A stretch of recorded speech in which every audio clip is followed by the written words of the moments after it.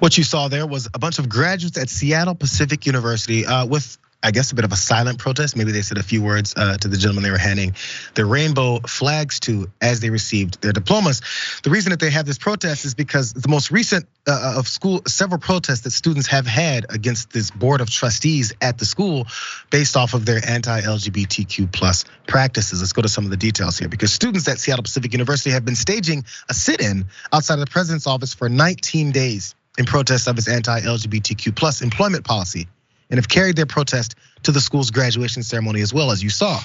The ongoing protest comes after SPU Board of Trustees voted in late May to uphold the school's employee lifestyle expectations policy that prohibits full-time staff from participating in same-sex sexual activity, among other things. Pushback against the policy has been ongoing, with LGBTQ plus activists, advocates, and allies on campus turning up the pressure in recent months. Last year, the SPU Faculty Senate passed a vote of no confidence in the board of trustees elected to uphold this policy.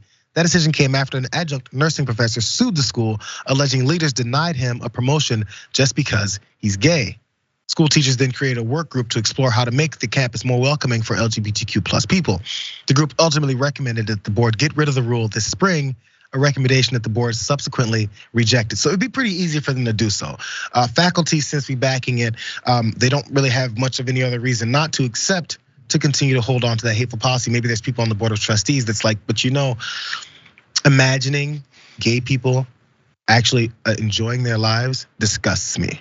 That's really what this boils down to. But here's more, because the school is apparently beholden to this board of trustees that probably has several people who think that way. So ahead of the trustees meeting last month, the school's church affiliate, Free Methodist Church USA, warned that should the school remove its employee lifestyle expectations, it would lose its church affiliation.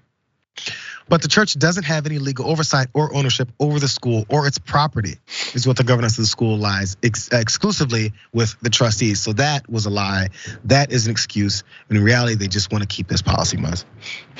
I think it's time for the church, any church, to just give it up. It's 2022. I mean, what level of head in the sand denial are you living in? There's gay people, there's straight people. There's gay people in the church, there's straight people in the church. Let people live and let live. It's just the craziest thing. Kudos to these students for the protest they did with the flag.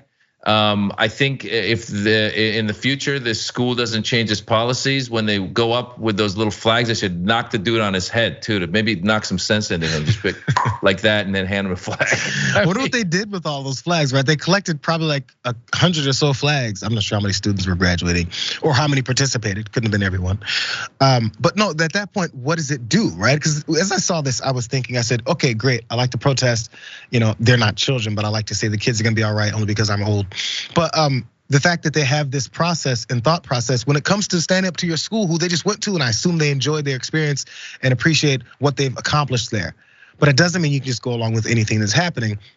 It's a coordinated effort. So a little bit more on what you could possibly do, because here's our graphic 8, you guys. The Lugos doesn't see the momentum behind the protest fading anytime soon. She said that those making the demands are working and filing a lawsuit against the trustees that continue to stonewall.